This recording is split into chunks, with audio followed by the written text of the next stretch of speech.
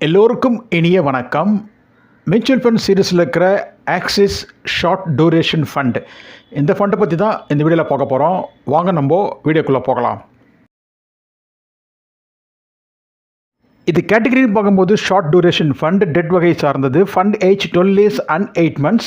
Asset under management சொல்லக்கூடிய fund சீசன் பார்க்கும்போது 12,129 கோடி. Exit load nil 0%. Expense ratio direct பேனில் 0.38% இருக்குது. நெட் அசட் வேல்யூ சொல்லக்கூடிய NAV as on 21st September 2025 நிலவரப்படி பார்க்கும்போது டைரக்ட் growthல ₹34.2679, ரெகுலர் growthல ₹31.3752. இந்த ஃபண்டோட ரிட்டர்ன்ஸ் எப்படி வந்திருக்குன்றது பார்த்தலாம். 6 monthsல இது 4.83% வந்து ரிட்டர்ன் கொடுத்துருக்கு. 1 yearல 8.97%, 3 yearsல 8.17%, 5 yearsல 6.77%, 10 yearsல 7.93% ரிட்டர்ன் கொடுத்துருக்கு இந்த ஆக்சிஸ் ஷார்ட் டூரேஷன் ஃபண்டு. இந்த ஃபண்டோட அசட் அலோகேஷன் எப்படி இருக்குன்னு பார்த்தலாம். டெட்டில் இது 93.54% இருக்குது. அதர்ஸில் 6.46% இருக்குது. டாப் 3 டெட் பார்க்கும்போது அது AAAல வந்து 60.83% இருக்குது. சாவரின் கோல்ட் பாண்டில் 15.12% இருக்குது. AA+ல வந்து 9.03% இருக்குது இந்த asset allocation of Axis short duration ஃபண்டில். இந்த ஃபண்டோட டாப் 3 இன்ஸ்ட்ருமெண்ட் ஹோல்டிங்ஸ் என்னென்ன இருக்குன்னு பார்த்தலாம். National bank for agriculture and rural development sector பார்க்கும்போது இது ஃபைனான்ஷியல். பர்சன்டேஜ் ஆஃப் ஹோல்டிங் பார்க்கும்போது இது 4.32. Second integrate infrastructure trust sector பார்க்கும்போது கேபிட்டல் கூஸ். பர்சன்டேஜ் ஹோல்டிங் பார்க்கும்போது 3.06. Tata capital housing finance limited இந்த செக்டர் பார்க்கும்போது ஃபைனான்ஷியல். பர்சன்டேஜ் ஹோல்டிங் பார்க்கும்போது 2.51. இந்த ஆக்சிஸ் ஷார்ட் டூரேஷன் ஃபண்டில் டைரக்ட் growthல லம்சம் அமௌண்ட்டாக 3 லட்ச ரூபா ஒரு வருஷத்துக்கு முன்னாடி இன்வெஸ்ட் பண்ணியிருந்தாங்கன்னா அதோட கரண்ட் வேல்யூன்னு பார்க்கும்போது 3,27,000 இருக்குது. இதில் ப்ராஃபிட் மட்டுமே தனியாக பார்க்கும்போது 27,000 இருக்குது. இதுவே கோல்டில் வந்து ஒரு வருஷத்துக்கு முன்னாடி 3 லட்ச ரூபா இன்வெஸ்ட் பண்ணியிருந்தாங்கன்னா அதோட கரண்ட் வேல்யூன்னு பார்க்கும்போது 4,37,000 இருக்குது. இந்த ஃபண்டில் 3 வருஷத்துக்கு முன்னாடி டைரக்ட் growthல லம்சம் அமௌண்ட்டாக 3 லட்ச ரூபா இன்வெஸ்ட் பண்ணியிருந்தாங்கன்னா அதோட கரண்ட் வேல்யூன்னு பார்க்கும்போது 3,80,000 இருக்குது. இதில் ப்ராஃபிட் மட்டுமே தனியாக பார்க்கும்போது 80,000 இருக்குது. இதே 3 வருஷத்துக்கு முன்னாடி கோல்டில் வந்து 3 லட்ச ரூபா இன்வெஸ்ட் பண்ணியிருந்தாங்கன்னா அதோட கரண்ட் வேல்யூன்னு பார்க்கும்போது 6,42,000 இருக்குது.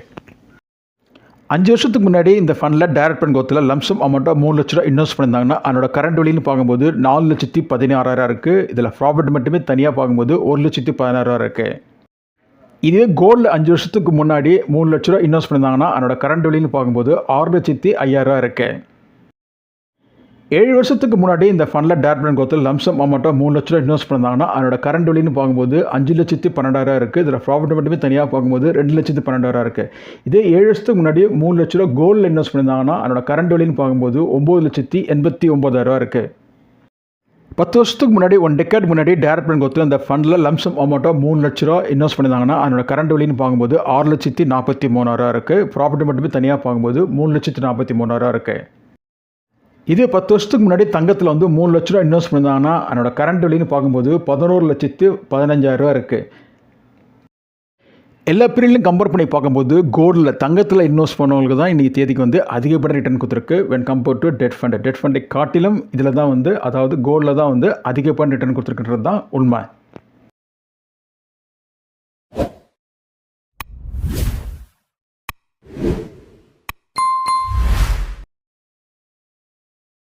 இப்போ நம்ம வந்து ஆக்சிஸ் ஷார்ட் டூரேஷன் ஃபண்டோட இதே கேட்டகரியில் இருக்கிற மற்ற ஃபண்டையும் கம்பேர் பண்ணி பார்த்துருவோம். எந்த ஃபண்டு வந்து அதிகப்பட்ட ரிட்டர்ன் கொடுத்துருக்குன்றது பீரியட் வைஸ்ன்றது இப்போ பார்த்தலாம். 1 yearல ஆக்சிஸ் ஷார்ட் டூரேஷன் ஃபண்டு கொடுத்த ரிட்டர்ன் வந்து 8.97%. இதுவே ICICI Prudential short term fund 1 yearல கொடுத்த ரிட்டர்ன் வந்து 8.71%. Nippon India short duration fund 1 yearல கொடுத்த ரிட்டர்ன் வந்து 8.78%. Aditya Birla Sun Life short term fund வந்து 1 yearல கொடுத்த ரிட்டர்ன் வந்து 8.51%. இதுவே கேட்டகரி ஆவரேஜ் ரிட்டர்ன் பார்க்கும்போது 8.45% இருக்குது.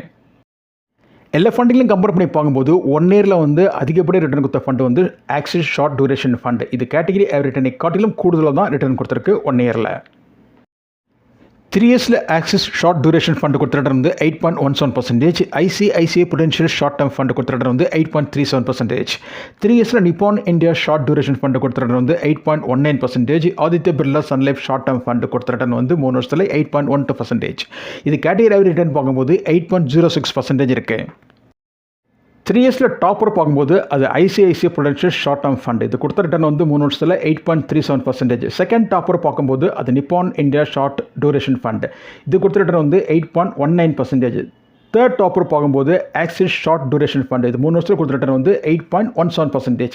எல்லாமே கேட்டகரி ரிட்டர்னை காட்டிலும் கூடுதல் தான் ரிட்டர்ன் கொடுத்துருக்கு. 5 வருஷத்தில் ஆக்சிஸ் ஷார்ட் டூரேஷன் ஃபண்ட் கொடுத்த ரிட்டர்ன் வந்து 6.77%. ICICI Prudential short term fund கொடுத்த ரிட்டர்ன் வந்து 7.23%. 5 வருஷத்தில் Nippon India short duration fund கொடுத்த ரிட்டர்ன் வந்து 6.96%. Aditya Birla Sun Life short term fund கொடுத்த ரிட்டர்ன் வந்து 5 வருஷத்தில் 6.97%. இது கேட்டகரி ரிட்டர்ன் பார்க்கும்போது 6.85%. 5 வருஷத்தில் டாப்பர் பார்க்கும்போது அது ICICI Prudential short term fund. இது கொடுத்த ரிட்டர்ன் வந்து 7.23%. செகண்ட் டாப்பர் பார்க்கும்போது அது Aditya Birla Sun Life short term fund. இது கொடுத்த ரிட்டர்ன் வந்து 6.97%. தேர்ட் டாப்பர் பார்க்கும்போது அது Nippon India short duration fund. இது கொடுத்த ரிட்டர்ன் வந்து 5 வருஷத்தில் 6.96%. Axis short duration fund category ரிட்டர்னை காட்டிலும் குறைவாக தான் வந்து ரிட்டர்ன் கொடுத்துருக்கு. கேட்டகரி ரிட்டர்ன் பார்க்கும்போது 6.85%. ஆக்சிஸ் ஷார்ட் டூரேஷன் ஃபண்ட் 5 வருஷத்தில் கொடுத்த ரிட்டர்ன் வந்து 6.77%. அப்படி பார்க்கும்போது கேட்டகரி ரிட்டர்னை காட்டிலும் குறைவாக தான் வந்து Axis short duration fund return கொடுத்துருக்கு. ஆல்டுகெதராக பார்க்கும்போது 1 இயரில் டாப்பர் பார்க்கும்போது அது ஆக்சிஸ் ஷார்ட் டூரேஷன் ஃபண்ட். இது ஒரு வருஷத்தில் வந்து 8.97% ரிட்டர்ன் கொடுத்துருக்கு. 3 இயர்ஸில் டாப்பர் பார்க்கும்போது ICICI Prudential short term fund. இது 3 வருஷத்தில் 8.37% ரிட்டர்ன் கொடுத்துருக்கு. 5 இயர்ஸில் டாப்பர் பார்க்கும்போது again ICICI Prudential short term fund. இது 3 வருஷத்தில் கொடுத்த ரிட்டர்ன் வந்து 7.23%. பொதுவாக பார்த்தீங்கன்னா ஃபிக்ஸட் டெபாசிட்டில் இன்ட்ரெஸ்ட் ரேட்டு குறைச்சிட்டே வராங்க. அதுக்கேற்ற மாதிரி இன்ட்ரெஸ்ட் அமௌண்ட் நமக்கு குறைவாக தான் கிடைக்கும். இது மாதிரியான மியூச்சுவல் ஃபண்ட், அதாவது டெட் ஃபண்டில் வந்து நீங்கள் இன்வெஸ்ட் பண்ணுறது மூலிமா ஃபிக்ஸட் டெபாசிட்டில் கிடைக்கக்கூடிய வருமானத்தை விட இதில் வந்து கிடைக்கக்கூடிய ரிட்டர்ன் வந்து அதிகமாக இருக்கும். இதில் வந்து ரிஸ்க் இல்லைன்னு சொல்ல முடியாது, ரிஸ்க் இருக்குது. இருந்த போதில் வந்து இதில் வந்து உங்களுக்கு ரிட்டர்ன்ஸ் வந்து அதிகமாக வரதுக்கான வாய்ப்புகள் நிறைய இருக்குது. ஒருவேளை நீங்கள் சேவிங்ஸ் பேங்க் அக்கௌண்ட்டில் ஐடியலாக பணம் இருந்ததுன்னா இது மாதிரியான ஃபண்டில் வந்து டைவெர்ட் பண்ணி உங்களோட இன்கம் வந்து அதிகப்படுத்துங்க. உங்கள்கிட்ட எக்ஸஸ் மணி இருக்குது, இந்த நியர் ஃபியூச்சருக்கு அந்த பணம் தேவையில்லைன்னா இது மாதிரினா டெட் ஃபண்டில் இன்வெஸ்ட் பண்ணுங்கள். ஒரு 12 மாதத்துலேருந்து 3 வருஷத்துக்குள்ளே இன்வெஸ்ட் பண்ணுங்கள். ஃபிக்ஸட் டெபாசிட்டில் இன்வெஸ்ட் பண்ணுறதை காட்டிலும் இதில் வந்து கூடுதலாக வந்து உங்களுக்கு இன்கம் வரத்துக்கு வாய்ப்புகள் நிறைய இருக்குது. இந்த வீடியோட நிறைய பகுதிக்கு வந்துட்டு இதில் கூறப்பட்ட கருத்துக்கெல்லாம் தெளிவான விளக்கத்தை உங்களுக்கு கொடுத்துருக்கோம் நம்புகிறோம். உங்கள் மேலான கருத்துக்களை என் கமெண்ட் பாக்ஸில் தாராளமாக கமெண்ட் பண்ணுங்கள். இந்த மியூச்சுவல் ஃபண்ட்லாம் சப்ஜெக்ட் டு மார்க்கெட் ரிஸ்க். நீங்கள் இன்வெஸ்ட் பண்ணுறதுக்கு முன்பு நன்கு தெரிந்து அறிந்து புரிந்து அதுக்கப்புறம் உங்கள் இன்வெஸ்ட்மெண்ட்டை துவக்குங்க. இதில் ஏதாவது ஐயப்பாடு இருக்க நிலையில் நிதி ஆலோசகர் கலந்து ஆலோசித்து அதுக்கப்புறம் முதலீட்டு துவக்குங்க. இந்த வீடியோ பிடிச்சிருந்தா கொஞ்சம் சப்ஸ்கிரைப் பண்ணுங்கள், லைக் பண்ணுங்கள், ஷேர் பண்ணுங்கள். குறிப்பாக உங்கள் ஃப்ரெண்ட்ஸ் ரிலேட்டிவ்க்கு இந்த வீடியோ கொஞ்சம் ஷேர் பண்ணுங்கள். நன்றி, வணக்கம்.